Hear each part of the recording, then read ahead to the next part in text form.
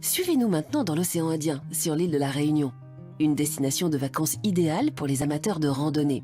Mais nous vous proposons une autre activité. Pourquoi pas y faire la route des vins? Regardez.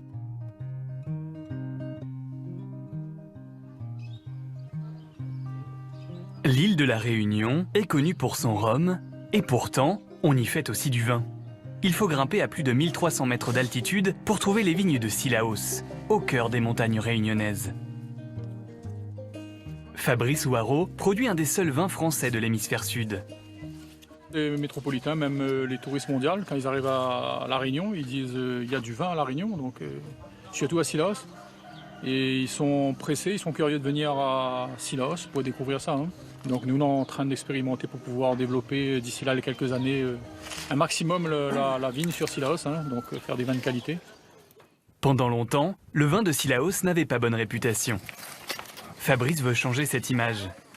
Il cultive 9 cépages différents, dont l'Isabelle, une variété locale. Donc ça c'est l'Isabelle. Et ça, ce qui est bien avec, c'est en raisin de table, ça donne un raisin de qualité qui ramène vraiment le côté fruits rouges. Et ça, c'est notre patrimoine à nous. Donc on va le garder le peu qu'on a et puis le travailler différent. Cilaos est le plus haut vignoble de France et c'est aussi le lieu des premières vendanges françaises, dès le mois de janvier. Bonjour, ça va bien? Ouais, ça va et toi? Ça va, on va commencer les vendanges. Fabrice accueille une classe d'enfants en situation de handicap pour l'aider dans sa récolte. Donc bien regarder s'il n'y a pas de pourri. Faut trier. Oui. Déjà certains ils aident les parents, donc pas forcément dans les vignes mais dans les champs. Donc ils ont déjà un petit peu le goût de la terre, on va dire. Fabrice souhaite transmettre son savoir-faire pour que son patrimoine agricole perdure. 6 points des machines pour faire des trous. Après tu mets les raisins dedans, après tu mets le fil, après les raisins ils poussent. Si un petit jeune comme ça s'installe à son propre compte, avec les quelques terrains qu'il peut trouver, pour nous ça sera une réussite. Direction la cave de Fabrice, là où il réalise la vinification. Les raisins ils arrivent, donc on met dans le fouloir, donc ça va éclater le grain de raisin et ça va enlever la rafle. Une fois que c'est foulé et raflé, on va mettre direct dans la cuve pour pouvoir faire la fermentation.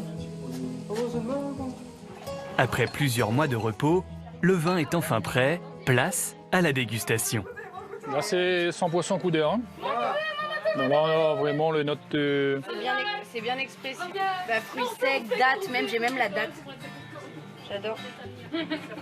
On va laisser mûrir exprès en cuve pour pouvoir laisser bien exprimer.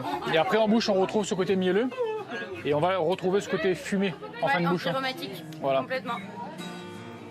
Avis aux amateurs, Fabrice vend principalement son vin à son domaine, directement du producteur au consommateur.